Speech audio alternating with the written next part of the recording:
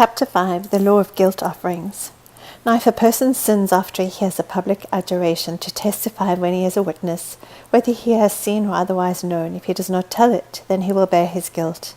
Or if a person touches any unclean thing, whether a carcass of an unclean beast, or the carcass of unclean cattle, or a carcass of unclean swarming things, though it is hidden from him and he is unclean, then he will be guilty.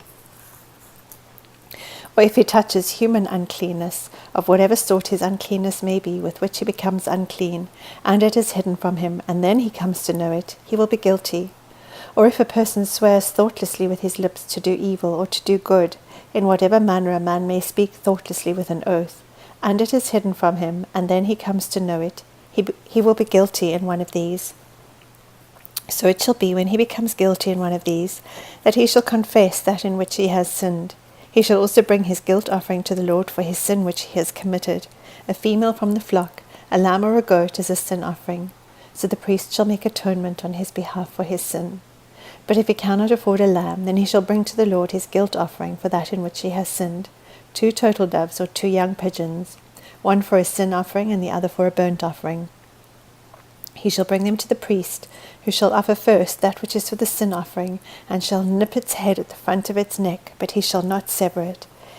He shall also sprinkle some of the blood of the sin offering on the side of the altar, while the rest of the blood shall be drained out at the base of the altar. It is a sin offering.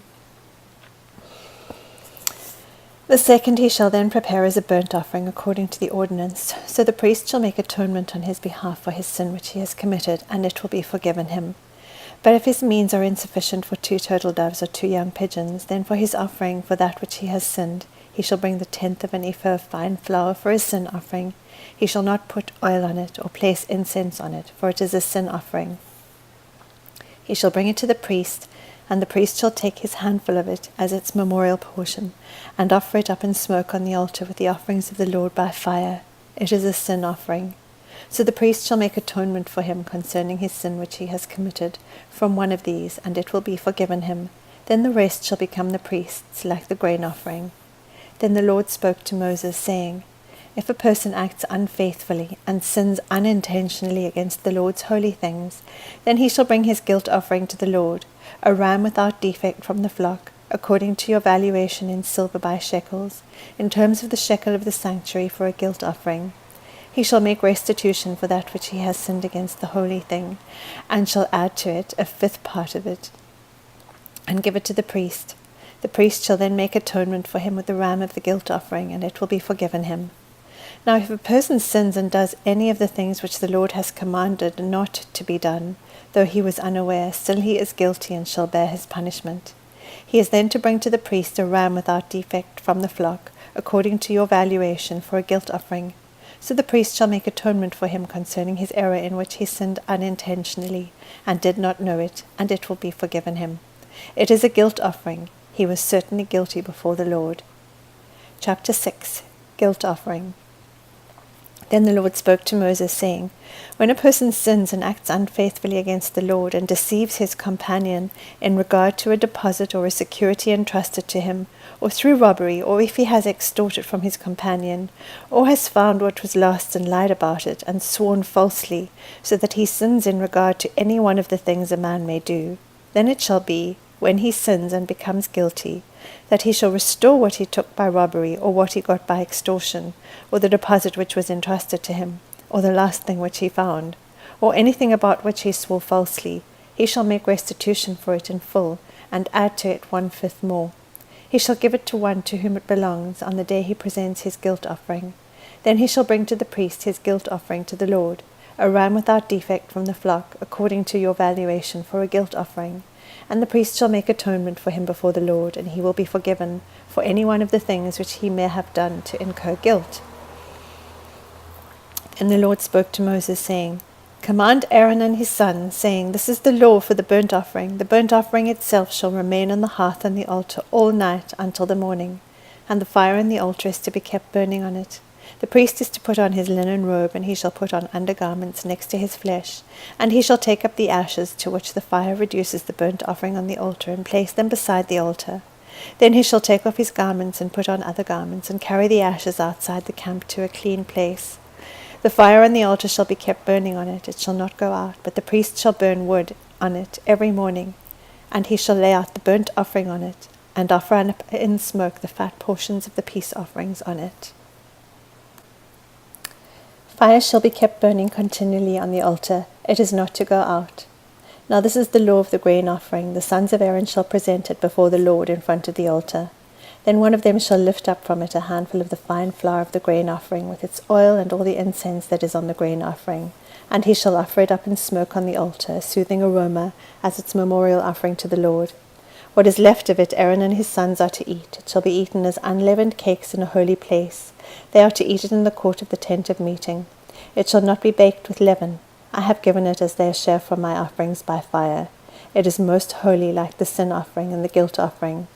Every male among the sons of Aaron may eat it. It is a permanent ordinance throughout your generations, from the offerings by fire to the Lord. Whoever touches them will become consecrated. Then the Lord spoke to Moses, saying, This is the offering which Aaron and his sons are to present to the Lord on the day when he is anointed. The 10th of an ephah of fine flour is a regular grain offering, half of it in the morning and half of it in the evening. It shall be prepared with oil on a griddle. When it is well stirred, you shall bring it. You shall present the grain offering in baked pieces as a soothing aroma to the Lord. The anointed priest who will be in his place among his sons shall offer it. By permanent ordinance it shall be entirely offered up in smoke to the Lord. So every grain offering of the priest shall be burned entirely, it shall not be eaten. Then the Lord spoke to Moses, saying, Speak to Aaron and to his sons, saying, This is the law of the sin offering. In the place where the burnt offering is slain, the sin offering shall be slain before the Lord. It is most holy. The priest who offers it for sin shall eat it. It shall be eaten in a holy place in the court of the tent of meeting. Anyone who touches its flesh will become consecrated, and when any of its blood splashes on a garment in a holy place, you shall wash what was splashed on. Also the earthenware vessel in which it was boiled shall be broken, and if it was boiled in a bronze vessel, then it shall be scoured and rinsed in water. Every male among the priests may eat of it. It must be holy. But no sin offering of which any of the blood is brought into the tent of meeting to make atonement in the holy place shall be eaten. It shall be burnt with fire. Chapter 7. The priest's part in the offerings. Now this is the law of the guilt offering. It is most holy. In the place where they slay the burnt offering, they are to slay the guilt offering, and he shall sprinkle its blood around on the altar. Then he shall offer from it all its fat, the fat tail, and the fat that covers the entrails, and the 2 kidneys with the fat that is on them, which is on the loins, and the lobe and the liver he shall remove with the kidneys.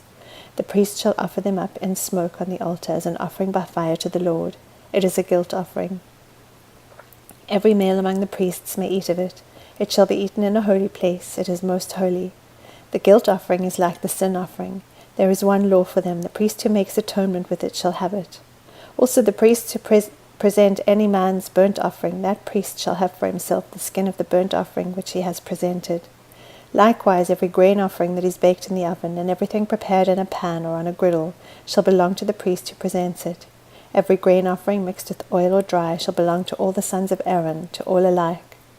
Now this is the law of the sacrifice of peace offerings which shall be presented to the Lord. If he offers it by way of thanksgiving, then along with the sacrifice of thanksgiving he shall offer unleavened cakes mixed with oil, and unleavened wafers spread with oil, and cakes of well-stirred fine flour mixed with oil. With the sacrifice of his peace offerings for thanksgiving, he shall present his offering with cakes of leavened bread. Of this he shall present one of every offering as a contribution to the Lord. It shall belong to the priest who sprinkles the blood of the peace offerings. Now as for the flesh of the sacrifice of his thanksgiving peace offerings, it shall be eaten on the day of his offering. He shall not leave any of it over until morning.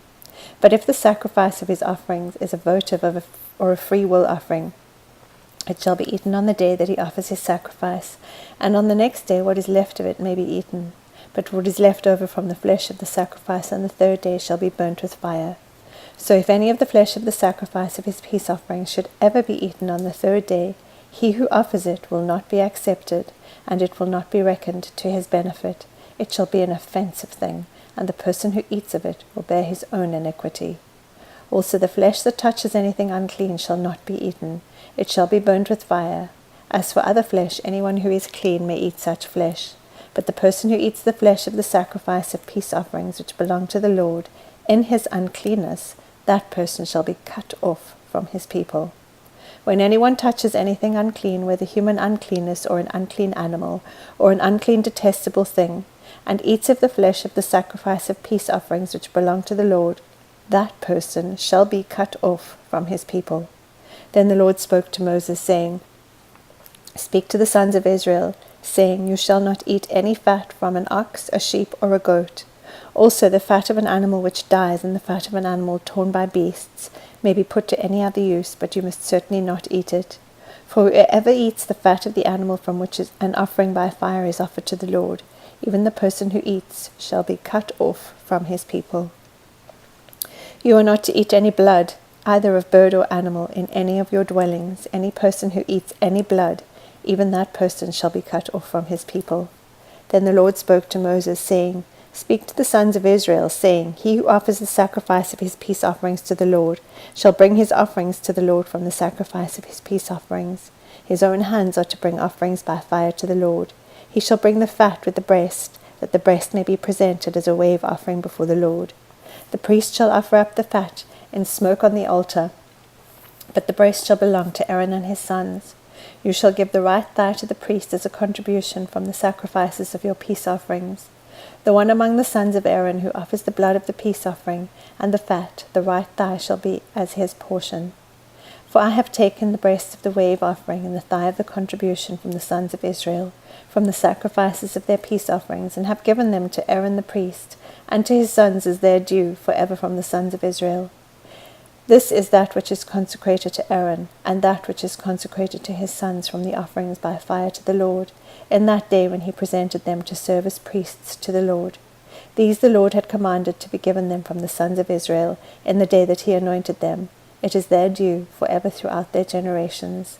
This is the law of the burnt offering, the grain offering, and the sin offering, and the guilt offering, and the ordination offering, and the sacrifice of peace offerings, which the Lord commanded Moses at Mount Sinai, in the day that he commanded the sons of Israel to present their offerings to the Lord in the wilderness of Sinai.